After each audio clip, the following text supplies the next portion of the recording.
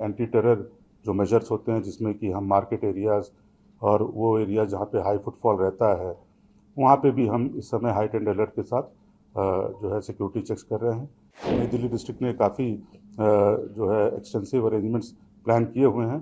Technology का एकदम cutting edge technology का यूज़ करके हम उसको फोर्स मल्टीप्लायर की तरह इस्तेमाल कर रहे हैं। इस बार के 26 जनवरी के परेड को लेकर के और उसके साथ के जो एसोसिएटेड प्रोग्राम्स हैं उसको लेकर के नई दिल्ली डिस्ट्रिक्ट खास करके और अलग अलग डिस्ट्रिक्ट्स ने भी अपने व्यापक सुरक्षा के इंतज़ाम किए हैं।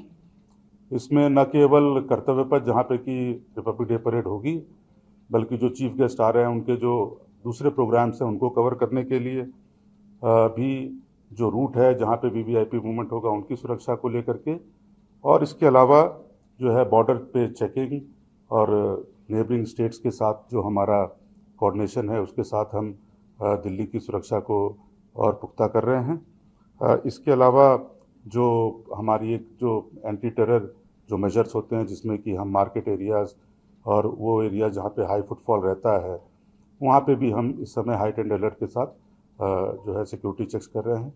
यदि हम केवल 26 जनवरी की परेड की बात करें तो इसमें नई दिल्ली डिस्ट्रिक्ट ने काफ़ी जो है एक्सटेंसिव अरेंजमेंट्स प्लान किए हुए हैं। इसमें जो पूरा एरिया है उसको अलग अलग जोन्स में बांटा गया है, करीब 28 जोन्स में बांटा गया है, और उसमें हर जोन एक डीसीपी या एडिशनल डीसीपी लेवल के ऑफिसर के अंडर में है।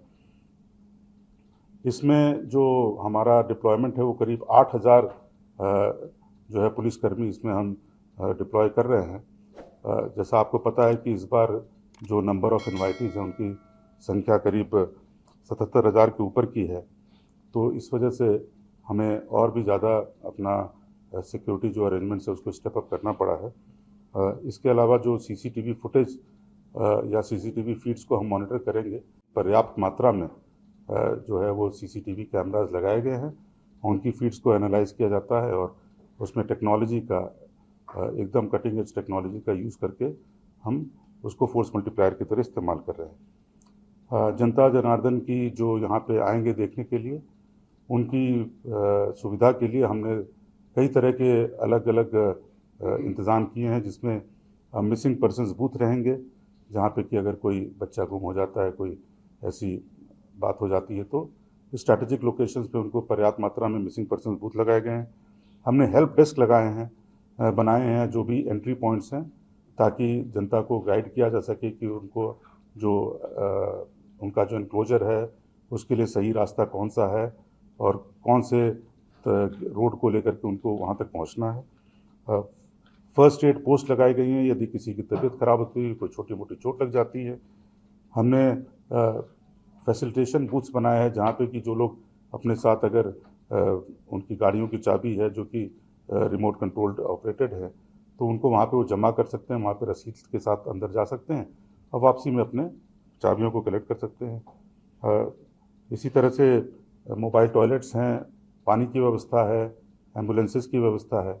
तो इस तरह से हमने जनता की सुविधा के लिए पूरे व्यापक इंतज़ाम किए हैं। आपके माध्यम से मैं जनता से अपील करना चाहता हूँ, खास करके जो लोग ये परेड देखने के लिए आ रहे हैं, कि सबसे बड़ी बात है कि समय पे पहुँचें।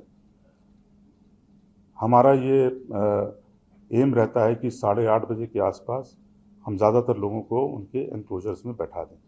तो इसीलिए जनता से जो हमारे ऑडियंस जो विजिटर्स आ रहे हैं परेड को देखने के लिए, वो जल्दी से जल्दी वहाँ पे पहुँचें, क्योंकि हम चाहते हैं कि उनको समय पे उनकी सर्चिंग फ्रिस्किंग करके उनको उनके एनक्लोजर्स की तरफ गाइड किया जा सके। दूसरा है कि जो हमने कार की चाबियों के लिए जो बूथ्स बनाए हुए हैं उसके बारे में भी उनको पता होना चाहिए, और वो अपनी गाड़ियों की चाबियां जो हैं वो, यदि वे अपनी गाड़ी से आ रहे हैं, उनके पास यदि अगल बगल की किसी पार्किंग का लेबल है, तो उनको अपने गाड़ियों की चाबी को वहाँ पे बूथ पे जमा करें और उसके बाद से ही वो एनक्लोजर की तरफ जाएं।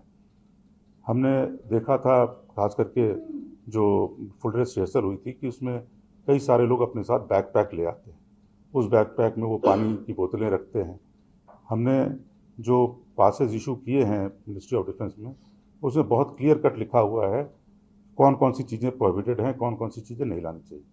तो जो भी दर्शक आ रहे हैं वो इन हिदायतों को अच्छी तरीके से पढ़ें और ख़ास करके बैग इत्यादि न लाएं। और पानी की बोतलों को भी लाने की आवश्यकता नहीं है।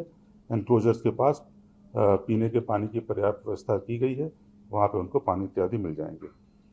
जो मेट्रो है वो 9 साढ़े 9 बजे तक चलती है, तो मैं ये उनसे दरख्वास्त करूँगा कि ज़्यादातर लोग जो मेट्रो से आ रहे हैं वो 8:30 बजे तक अपना इस तरह से प्लान करें कि 8:30 बजे वो मेट्रो स्टेशन को एग्ज़िट कर जाएं मैक्सिमम। वैसे तो अगर वो 8 बजे तक आएँ तो ज़्यादा अच्छा रहेगा। और इसी के साथ जो है, जो पुलिसकर्मी हैं वो काफ़ी थॉरो चेकिंग करेंगे, तो उनके साथ कोऑपरेट करें, इरिटेट ना हों। ये माने कि ये जो सर्चिंग फ्रिस्किंग है वो इस कार्यक्रम की सुरक्षा के लिए आवश्यक है और इसमें वो पुलिसकर्मियों का पूरा सहयोग करें।